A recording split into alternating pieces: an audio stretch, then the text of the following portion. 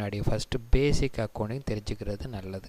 Accounts படித்தவங்க படிக்காதவங்க எல்லாருமே வந்து பேசிக் accounts first தெரிஞ்சுக்கிடணும்.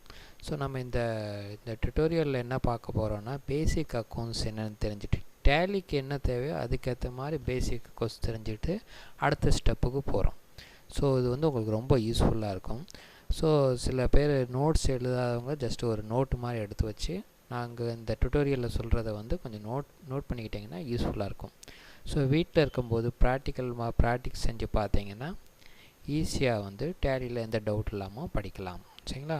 First basic accounts பற்றி தெரிஞ்சுக்கிடுவோம்.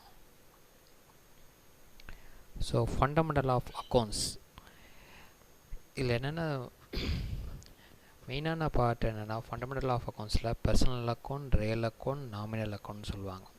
பர்சனல் அக்கௌண்ட்னா ஒரு ஆளுக்கும் ஒரு கம்பெனிக்கும் நடக்கிற டிரான்சாக்ஷனை தான் பர்சனல் அக்கௌண்ட் சொல்லுவோம். ஸோ இந்த நீங்கள் இப்போ பார்க்குறீங்கன்னா பர்சனல் அக்கௌண்ட் ஆல்சார் கணக்குன்னு சொல்லுவாங்க. ஒரு தனிப்பட்ட மனிதர் அல்லது ஒரு கம்பெனியின் கணக்கு. இந்த முறையில் யாரோ ஏதேனும் பெறுகின்றாரோ அவரை டெபிட்டர் என்றும், யாரை கொடுக்கின்றாரோ அவரை கிரெடிட்டர் என்றும் எடுத்துக்கொள்ள வேண்டும். ஸோ இது வந்து ஒரு ஃபார்முலா மாதிரி பார்த்து, டெபிட் தி ரிசீவர், கிரெடிட் தி கியூவர். கொடுப்பவரை வந்து கிரெடிட் சைடு வரவு சைடு எழுதணும், பெறுபவரை வந்து பற்று சைடு டெபிட் சைடு எழுதணும். ஸோ இதை வந்து மனப்பாடமாக வச்சுடுங்க. இந்த ஒரு ஃபார்முலா யூஸ் பண்ணி நான் உங்களுக்கு கோச்சிங் எப்படி சொல்வேன்னா, பர்சனல் அக்கௌண்ட்டுக்கும் இதே ஃபார்முலா, ரியல் அக்கௌண்ட்டுக்கும் இதே ஃபார்முலா, நாமினல் அக்கௌண்ட்டுக்கும் இதே ஃபார்முலாவை சொல்லித்தருவேன். ஸோ நீங்கள் அக்கௌண்ட்ஸ் படித்தவங்க என்ன பண்ணியிருப்பீங்கன்னா, இந்த 3 ஃபார்முலா யூஸ் பண்ணி தனித்தனியாக 3 ஃபார்முலா இருக்குது. ஸோ அது வந்து நீங்கள் படிக்கும்போது ரொம்ப கன்ஃபியூஸ் ஆகும்.